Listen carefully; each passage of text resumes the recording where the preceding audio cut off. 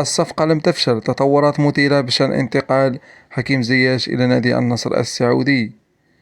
كشف صحفي شهير عن تطور جديد بشأن مصير صفقة انتقال المغربي حكيم زياش نجم تشيلسي إلى النصر السعودي.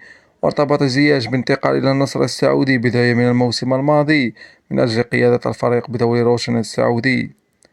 وكشف الصحفي بين جاكوبس عبر حسابه عبر موقع تويتر للتواصل الاجتماعي أن نادي النصر لم يسحب عرضه لزياش بشكل كامل، وأن الصفقة لم تفشل.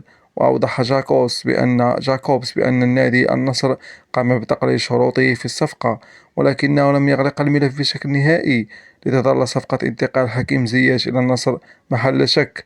واقترب النصر من الإعلان بشكل رسمي عن التعاقد مع الكرواتي مارسيلو بروزوفيتش ولاعب سيكو فوفانا لاعب وسط نادي لينس الفرنسي.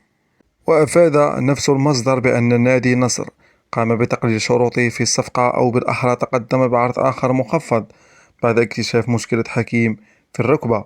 لتبقى الكرة في ملعب صاحب الشأن والمسؤولين في ستامفورد بريدج، إما بالموافقة على العرض المخفض، وإما بغلق المفاوضات بشكل نهائي، على أن يبدأ النادي السعودي في البحث عن خيار جديد.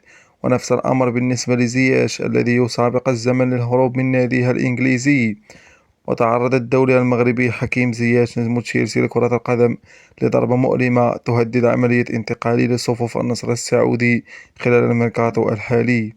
ووفقا ما نشرته صحيفة ميرور، فإن حكيم زياش فشل في اجتياز الاختبارات الطبية تمهيدا لتوقيعه مع النصر هذا الصيف.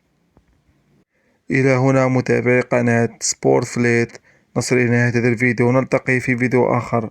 إلى اللقاء.